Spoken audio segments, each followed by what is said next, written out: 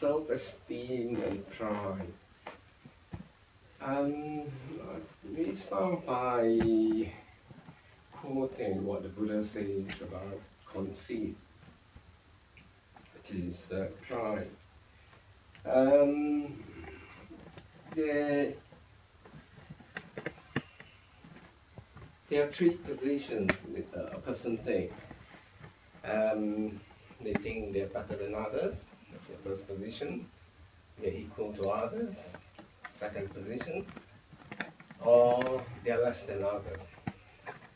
For the first position, if a person is better than others, and if he thinks he's better than others, if he thinks he's equal to others, or if he thinks he's less than others, that is conceit. Okay? And if he's in the second position, where he's equal to others, and he thinks he's better than others, or he's equal to others, or he's less than others, that is also conceit. In the last position, where he's less than others, and he thinks that he's better than others, equal to others, and less than others, that is also conceit. And the Buddha defined it in such a way that, however, in whatever position you are, once you start to compare yourself to others, that itself is conceit. And why is that so? Because, first of all, however we think of ourselves, that's conditioned. However we think, we can pick the good bits of ours, the bad bits, and when you compare others, think about the good bits or the bad bits, all that is relative. Relative. You don't really know another person. You just pick things up from what you hear. From what you like and dislike to your own upbringing. Well, we don't do things this way, he does it this way, so we don't like it. We do this thing this way, he does it, oh yeah, it's like us, it's good. So, relative. So, when you judge yourself, that is relative. When you judge others, that is relative. So when you compare, you're comparing something relative to another thing which is relative, right? So it's worse, Even though if you have a standard, it says, of behavior, I think this should be the standard of good behavior. And that standard itself is relative. When you compare, it's okay, you're comparing something relative with something relative again something which is relative. So,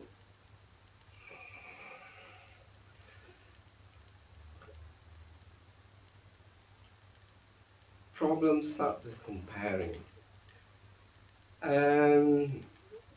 Not just, if we compare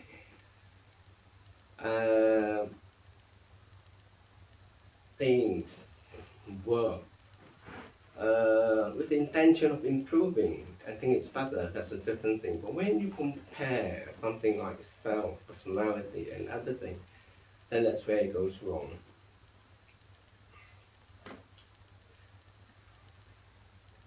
What's the difference between self-esteem and pride? I'll start with pride first because pride is quite complex in our society. The reason why it's complex is because sometimes we consider pride to be a good thing. It is proud to be excellent at something, right? We have pride in the way we dress. We have a particular standard, that's supposed to be a good thing. Now, it is true when you have pride in your work, pride in your behavior, pride in what you do, that pride is a positive against a negative, which is incompetence, or shamefulness, guilt, you know. So that is a positive pride. It amounts to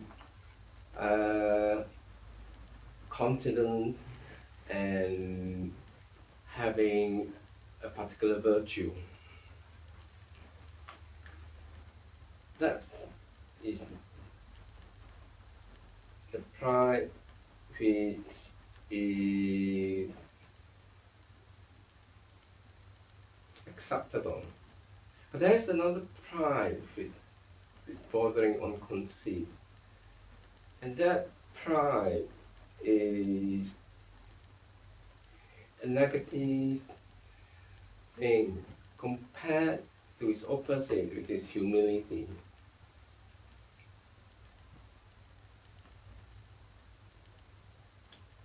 Now, in most religious systems, you find that pride is associated with vanity, hubris, and overestimation of oneself. So tonight, when I'm talking about pride, I'm talking about pride which is associated with vanity and hubris. What's the other difference between self-esteem and pride? With self-esteem, it comes from a feeling of our worth, our self-worth. It comes through our perception of ourselves, a belief in ourselves that we are in a particular way. And that perception, that belief, that view of ourselves, whether we are worthy or unworthy, usually comes to this, worthy or unworthy. It depends a lot on our conditioning during our childhood, during when we become teenagers, when we go to work. If our condition is to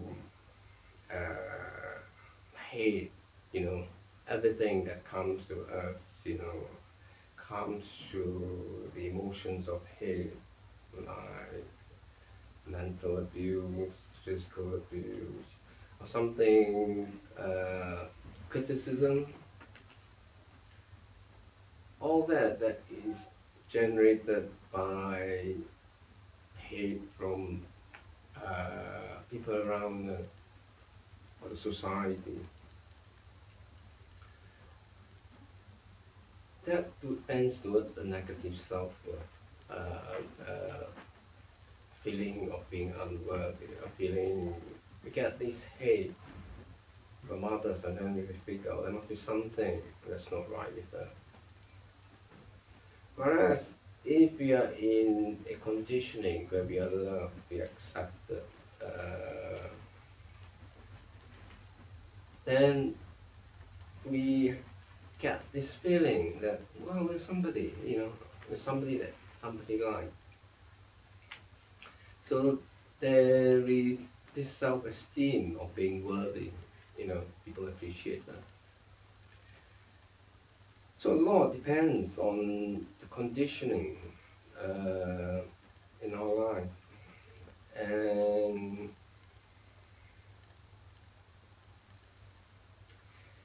there isn't much we can do with that conditioning. That's why a lot of us have this low self-esteem. And unless you come from a family which really understand, loving, then you don't have this sense of hate for yourself.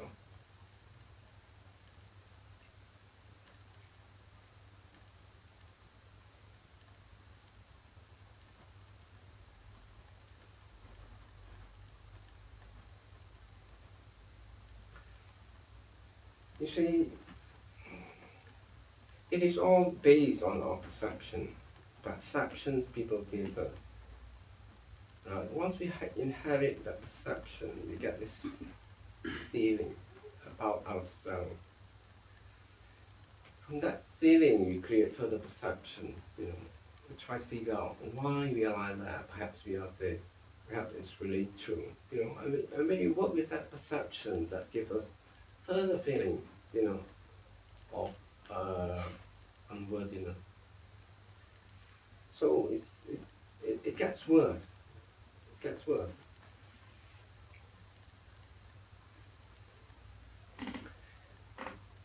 With high self-esteem, it is the same thing as well. It comes from feeling. The difference between pride or conceit with self-esteem is that pride, conceit starts with perception. Right? We create a perception of who we want to be. We create a perception of who we like to be. And from there we derive the feeling. Right? So it is unlike self-esteem in the sense that there is this feeling that's first. With pride, it is craving to be what we are not. And when we have this craving to be what we are not, we start inventing things. We have to look at our actions, what we do, and we thought, well, this is something not many people can do. Specialize it. This is something, well, you can do better than others. But that's how it starts. With this.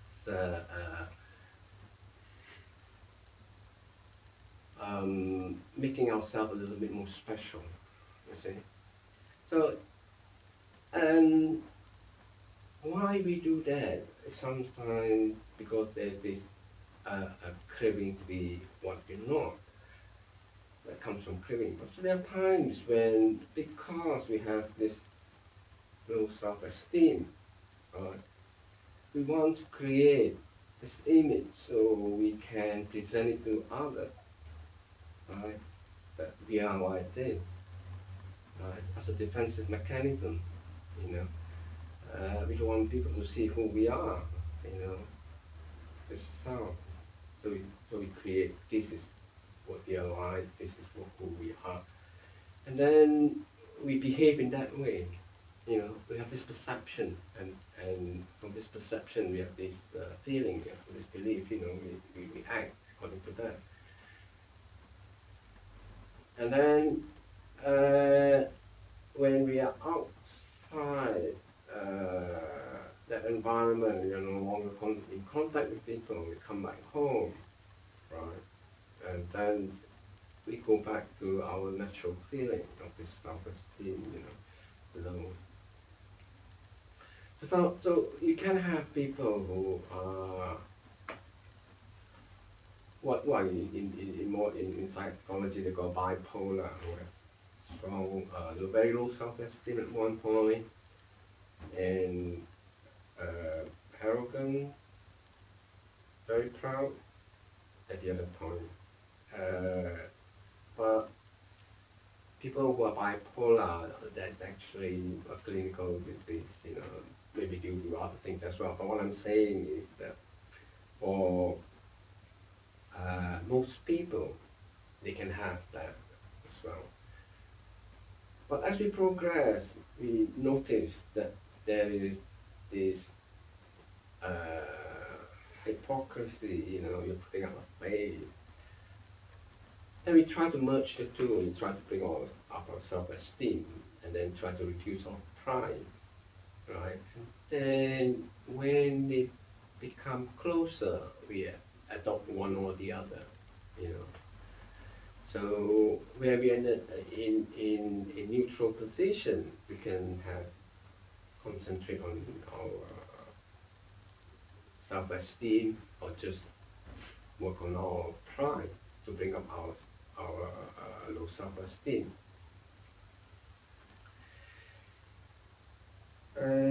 Most people who are proud will only realize what the effect of pride or conceit is on others. When they find that, well, this person who is really proud is really oppressive, you know, and come to sort of fall on your face, you know, they occupy the whole room, you know, you have no place to breathe, very oppressive. On the opposite end, when you have low self-esteem, it's very depressive, you know, depressing stuff.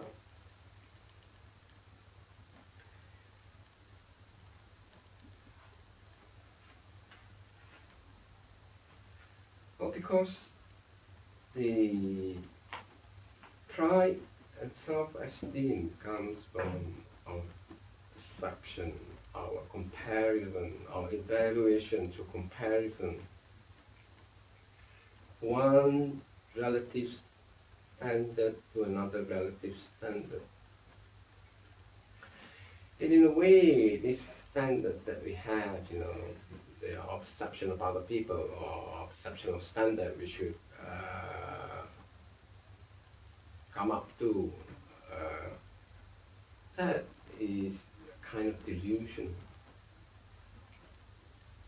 So you can see that people who are proud, you know, have these delusions of grandeur, you know, they can proceed to delusions of grandeur, you know, it's a delusion, you know.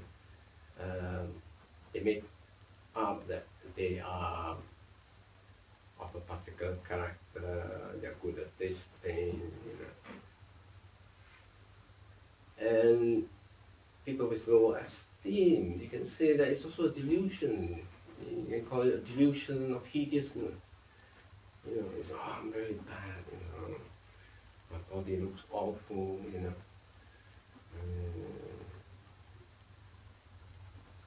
Whatever, you know. Now in Buddhism, we divide person into what they call the 5 khandhas, the 5 groups. Groups of Rupa, the body, Vedana, feeling, Sanya, perception, Sankhara, thinking, Vijnana, consciousness.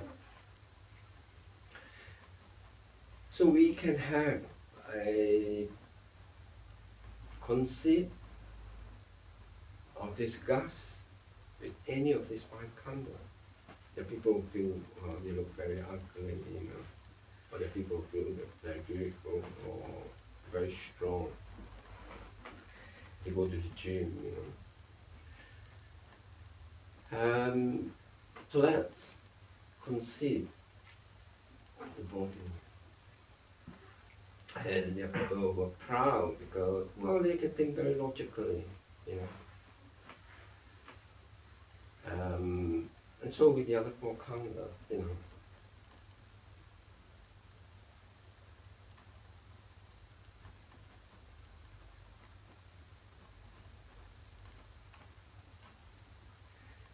Now the question is, how do we correct ourselves? Right? How do we correct ourselves so we don't tend towards the other extreme? Two extremes. When we start making things up.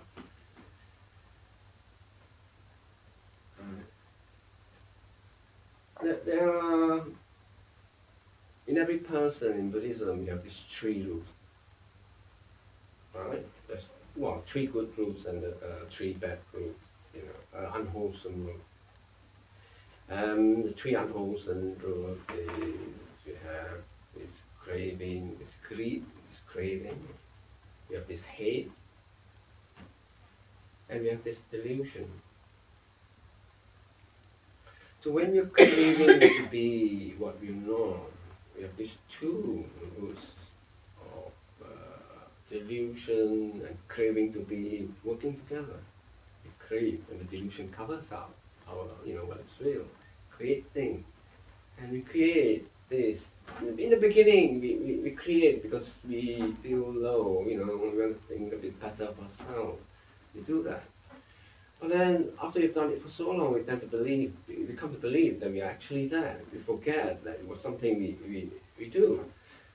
The same thing as well when you have low self-esteem. Well, the low self-esteem is something different. But with pride, with conceit, it is this creation.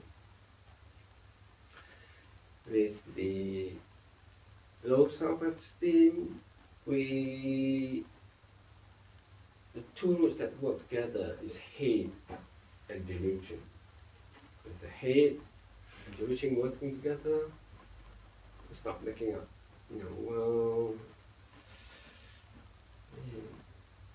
nobody, in the rooms like me, something like that, something as simple as that, So, these two roots work together. And what makes some people have low self-esteem and some people have conceit depends on one thing. It depends on how they direct their hate, right? We have this hate, right? If you direct it internally towards yourself, then you have low self-esteem. If you directly outwards to others, then you become conceited. Right. So it's determined by this, how we handle this thing. Yeah, it has to go either way when there's hate.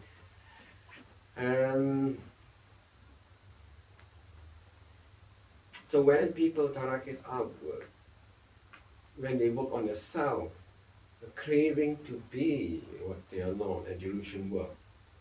Right? But when they direct it towards themselves, then the hate and the delusion work to make them worse. Right? But people who have low self-esteem do have craving as well to be.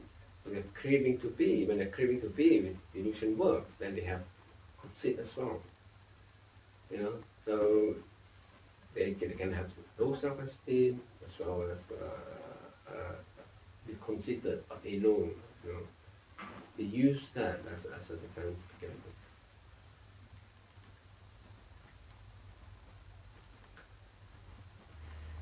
Stop the process from getting worse is to understand that when we create perception, right, it is conditioned by our mind, conditioned by all the things we know, all the things we value, right? And everybody values things differently. So every time we come to a conclusion, this is me, or this is how I am, And the best way to do is to say, well, I'm not sure. It's not certain. This is actually taught by Ajahn Chah, famous forest meditation master. It is difficult when you're creating a conceited yourself to try to convince yourself that you are not there. Your mind won't believe it. But you say you're not sure, right? Delusion will kind of agree with you, Well, not sure, It's uncertain, this perception of myself, not sure. And if you stick with the point of uncertainty, then you don't proliferate, papancha in Buddhist terminology. You don't go from one to the other. Can't do the delusion can't do much with something which is not certain. It can't progress from what it did. So you stop the process, and then the same when you're having low self-esteem, and then you start thinking, person says about me is quite true, And you say, no, not sure. Right? Not sure. And once you start with this idea of uncertainty and not sure, then I think it's not this proliferation. Right?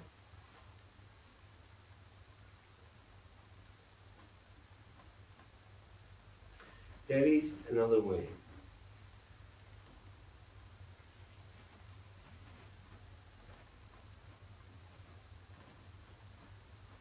That way, this way is you keep a precept.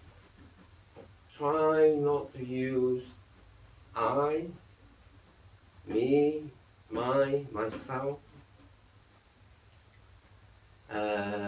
That's it in your sentence, right? When you try to say something, I is this, then you try to rephrase that sentence without using the subject, I or me. If you try doing that, then the mind wants to do something. You let it do something, but you let it do something which do not condition yourself to believing, that I'm this, It all stems from the idea of the self.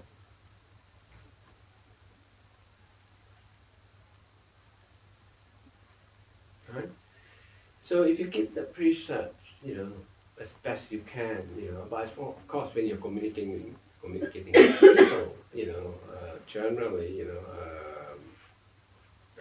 say if you ask you where you're going, you say I'm going to the cinema. That's okay, that's something. You have to be able to communicate, But in your own thoughts, when you're in private or when you're talking to somebody, most people talk about themselves, they like to talk about themselves, nothing about themselves, And that's it. So if you start keeping this precept, then it will reduce your own conditioning of yourself.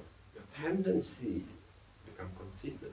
Tendency to feel disgust for yourself.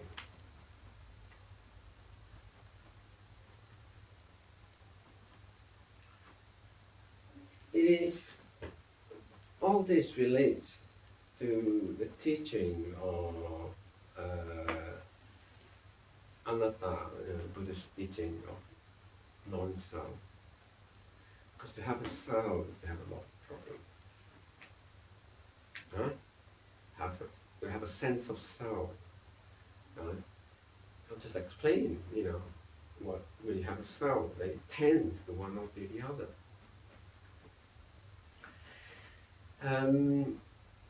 With the sense of, there are lots of problems. Sense of self. Once you have a sense of self, you feel fearful of the self, insecurity, whatever.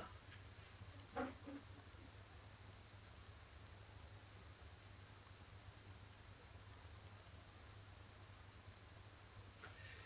best form is when we practice meditation. We practice concentration, we practice insight meditation, we come to see that things are impermanent. Phenomena are impermanent. When we come to see phenomena are impermanent and they are dissatisfactory, and we practice that, and we come to see that there's no such thing as a sound. There might be a perception of sound that comes up once in a while, right? But there's no permanent entity called a sound. Doesn't mean we have no sound, but there isn't a permanent entity.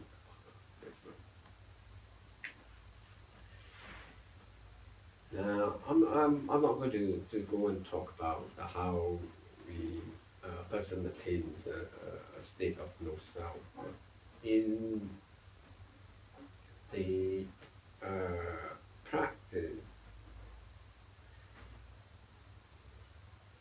come to a state to understand that there isn't a thing within them that they call a self. When they come to see that, then they become a stream enterer, Sotapana. Once they reach that state, then they do not have this low self-esteem or self-esteem at all. Because the self-esteem is a belief, of a person's worth. It's belief of a self-worth. And once they reach a state, then that self-esteem is gone. But they can still have perceptions of self. They can still have pride, because pride is caused by craving to be. And then pride existed until the end of the path. That's when you become an arahant. There is the perception of self minimizes as you go along the path. Sotapanna, Srimantara, Sakadagami, once returner, Anagami, never returner. So all these stages, perception of self reduces, because you see again and again that it's just created by perception, and this image, it's all images, nothing, images, right? And your tendency to create good images, bad images, doesn't mean anything. It has an effect on your, on how you behave.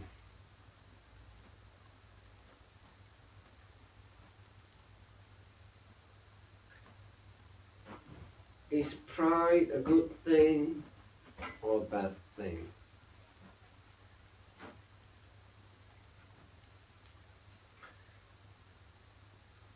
There's one thing that pride is good in the sense that it motivates people, it gives people confidence, it gets them to do things, it stops them from doing things which is unwholesome. Right? So pride is actually a good thing if it's handled correctly, if it's understood. If you have a pride that you can solve problems, someone says, this is something you can't solve, and you go and solve it. Right? You do solve it, right? It gets you going, Or someone says you can't do this, If somebody says you cannot be an arahant within a lifetime, they say, I'm going to try. That's a good thing, So it gets you through. And the thing with that is, it's very good because it not only starts you, it keeps you going because of this pride. Right? You don't let go. Some other motivations, you're motivated, but after that, run out of steam, Run out of steam. But your pride keeps you going. Let go. And the fact my pride, I cannot let go. I must go for it. Right? So it's a good thing. But excessive pride, overestimation, right? Perception, delusions of grandeur, you don't want that. Right? So check your pride. Yeah?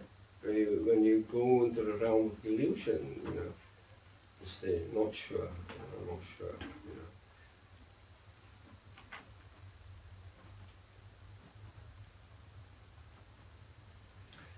Okay.